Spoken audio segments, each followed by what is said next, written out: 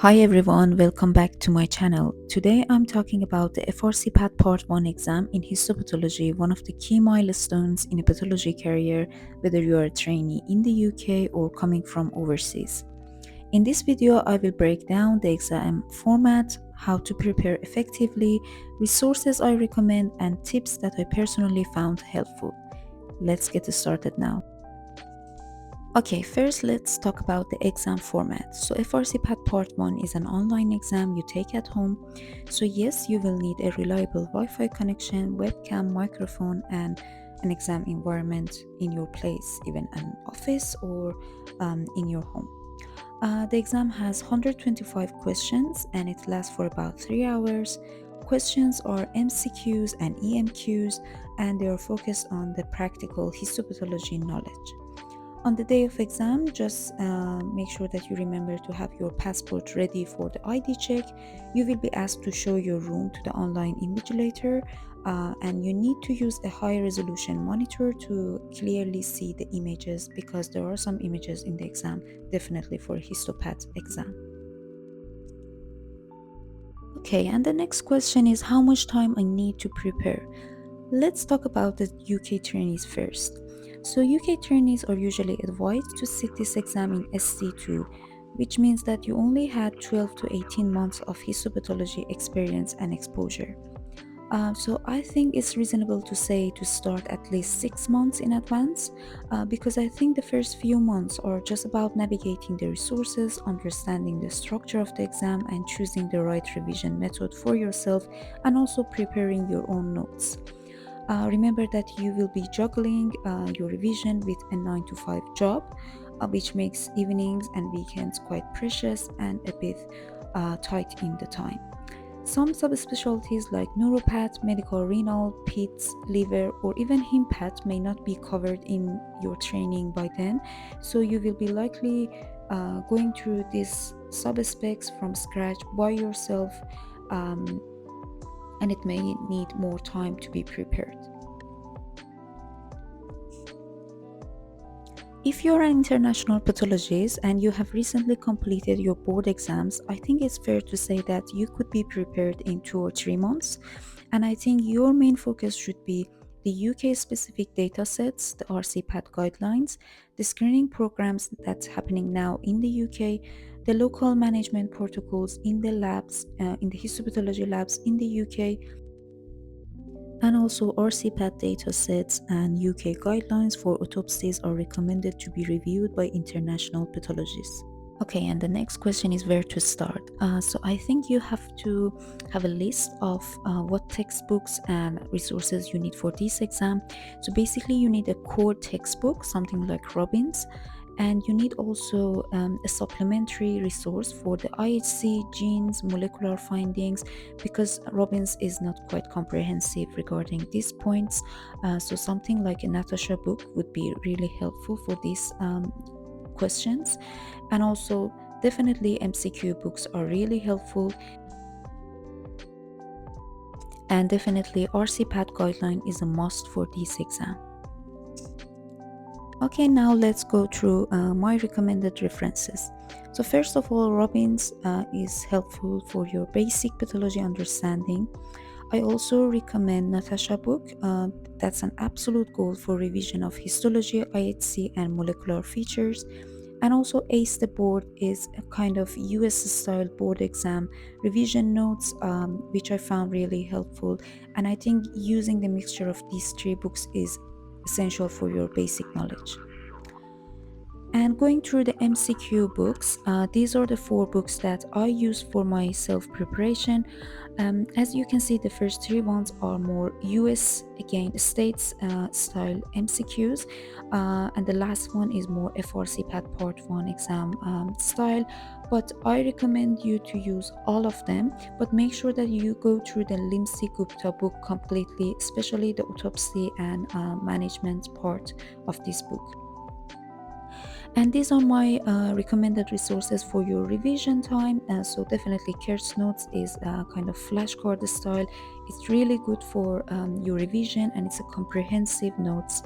FRC Part 1, it has 5 mock exams.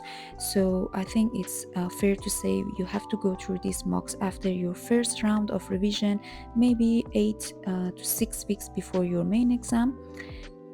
And my recommended resources for cytology, definitely going through the Kurtz notes is really helpful to have understanding of the cytology findings in different type of specimens. And also RCPath guideline is a must again for cytology, for non-gynae cytology, because you have to know the classification and how we report different type of specimen in the UK, like giving the classification for thyroid or the urine. So, what was my plan to study for this exam? So, I use a topic-based weekly plan. So, in first step, I read Robbins or Kurtz notes or Ace the board as my core resource, and then in the next step, I revise the IHC and molecular findings on Natasha book or pathology outline, and then next step, I did the MCQs to test my knowledge. I try to make my own notes, and I think it's quite important to spend some time to make your own notes or even the flashcards, because they are really helpful for the final weeks for your revision. But if the time is short, so you can use the existing flashcards or Kurtz notes as your revision. So this is the list I used for planning my revision. So these are all the topics coming in exam. So you can take a screenshot and plan ahead based on these topics for your like weekly plan for your revision.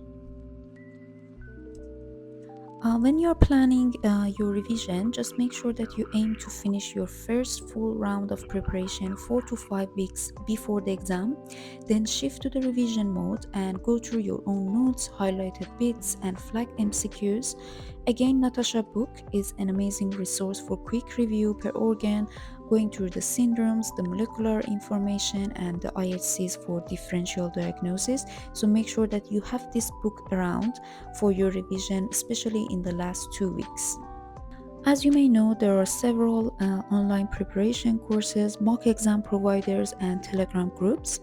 I highly recommend you to join all the Telegram groups because they share the past papers. There are some conversation and discussions for different cases in there, which would be really helpful.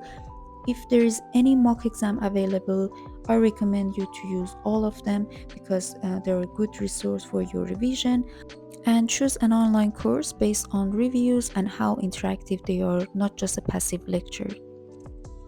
Regarding genes and mutation, I highly recommend you to focus on genes and mutation and syndromes because this is non-negotiable and at least 15 to 20 questions are coming from this domain. Try to start early with flashcards, especially on lymphoma translocations, soft tissue tumor mutations, and salivary gland tumor mutations, different syndromes, and make sure that you repeat and repeat all these genes and mutations. Regarding mock exams, please don't leave the mocks for the last week and finish all the mock exams by 2 weeks before the real one. I recommend at least doing 5 or 6 mock exams, so you can use the FRCPath Part 1 book, and also as I said, there are some online ones, sometimes free, or you have to pay a little bit of money to do these exams, but I think they are very helpful for your preparation. Regarding the RCPath dataset, you have to go through all the datasets basically, but if you're short in time, make sure that you go through the TNM staging guideline, and also pay attention to the block selection, macroscopic examination, and core data items on reporting different tumors. Try to create diagrams or visual cues to help remember or make your own notes, as I said before. Going through the cutoff and pass rates, so in spring 2025, the pass mark was 77 out of 125 questions. The pass rate remains low, it's around 55% in the recent sittings.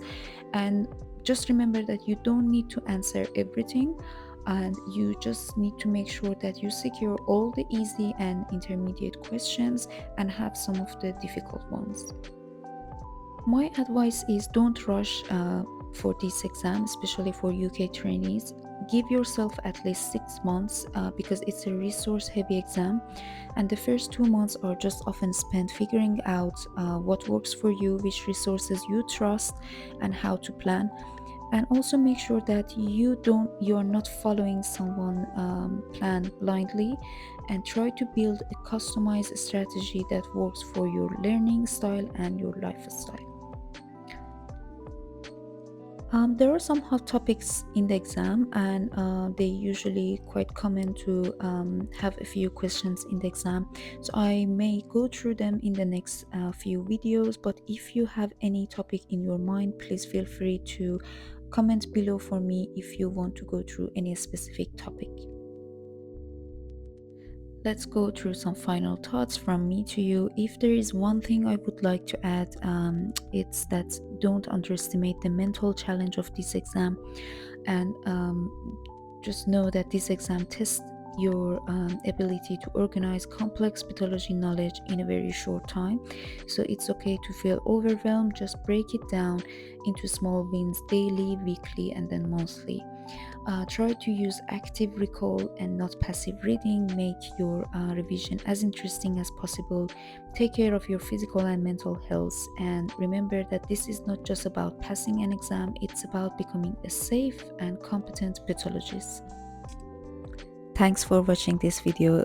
As always, if you found it helpful, please like, subscribe, and drop your questions in the comments. I will be more than happy to help, and make sure that you follow me on Instagram because we share lots of interesting cases. We have discussions and Q&As from time to time. Good luck and keep going.